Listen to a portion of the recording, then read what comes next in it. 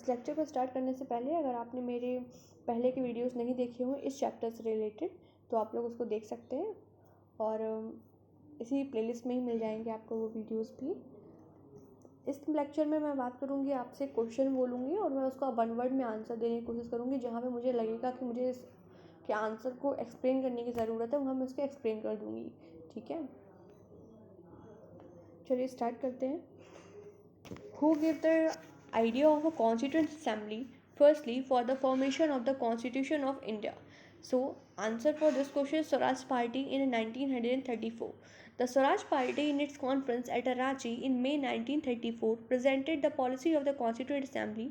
It was to be composed to the Indian representative elected on the basis of the adult suffrage. It was the first occasion where Indians demanded for a Constituent Assembly. Who is the beginning? Next question is, who is the beginning presented the idea of an Indian Constituent Assembly pre-independence days? M.N. Roy.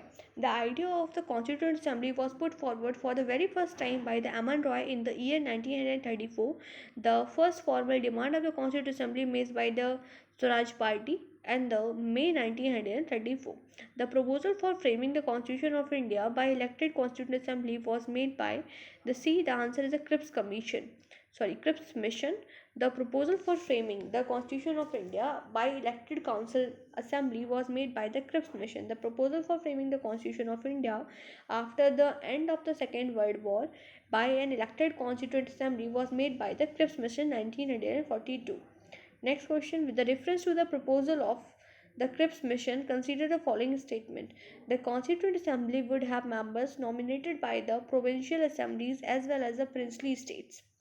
Any province which is not prepared to accept the new constitution would have a right to sign the separate agreement with Britain regarding its future status. I repeat, the Constituent Assembly would have members nominated by the provincial assemblies as well as a princely state. Any province which is not prepared to accept a new constitution would have a right to sign a separate agreement with Britain regarding the future status. So B is the correct answer. Only second is the correct option is right. That is, any provinces which not prepared to accept a new constitution would have right to sign a separate agreement with the Britain regarding the future status.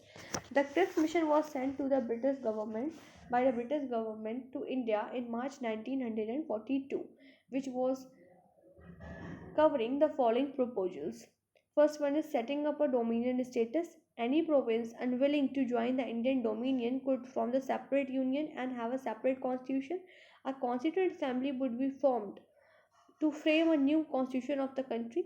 The assembly would have members elected by the provincial assemblies and nominated on the princely states. Thus, the statement 1 is correct.